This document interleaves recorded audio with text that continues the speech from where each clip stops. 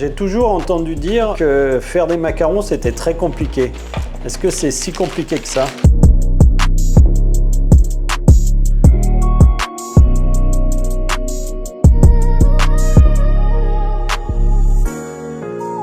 Bienvenue dans un nouvel épisode de Chocolat. On se retrouve avec Sébastien chez Mobilier Regina pour aujourd'hui une recette de macarons. Elles sont belles, hein, elles sont Elles dorées. bien lisses. Là, on peut voir, on a bien la collerette qui est bien spécifique du macaron. Donc là, on a nos macarons au chocolat.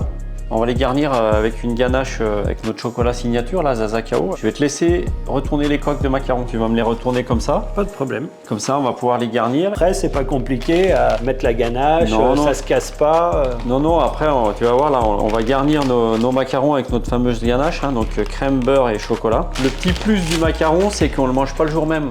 D'accord. Parce que là, on a vu les coques, elles sont un petit peu dures. C'est vrai que quand je les ai retournées, elles sont pas moelleuses comme on les retrouve quand on les achète chez toi.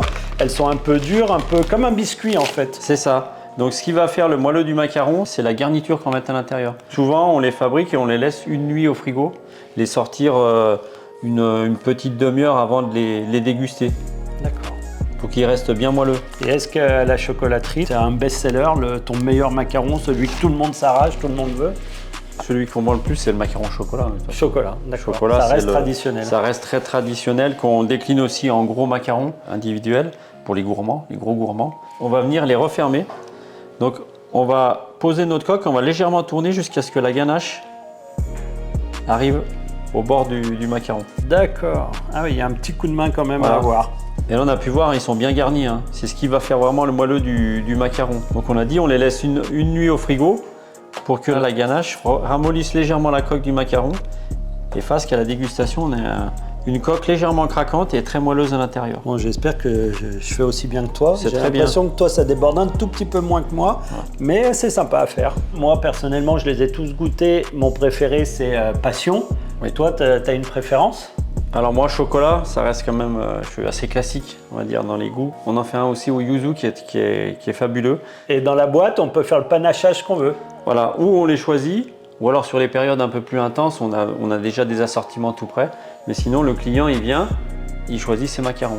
Et Sébastien, donc là, on a fait un macaron sucré. Tu fais aussi, comme tes panettone, des macarons salés? Oui, pour Noël, on fait des macarons salés avec, suivant les années, un macaron à la truffe, un autre chocolat foie gras, yuzu et wasabi. On fait uniquement pour les fêtes de fin d'année. D'accord. En coffret de macarons salés. On va terminer par la dégustation quand même, parce que c'est l'essentiel. En plus, c'est ton préféré celui-là. Voilà. Donc là, on voit bien la coque légèrement croquante et puis l'intérieur moelleux. Ah ouais, c'est magnifique. Je te laisse. Et puis là, oui, c'est... Ah oui, ça se tient vraiment, c'est magnifique. Moi, j'aime bien les fruits, mais alors là, le chocolat, il est vraiment parfait et c'est juste équilibré. On sent pas trop de sucre, franchement, c'est vraiment bon.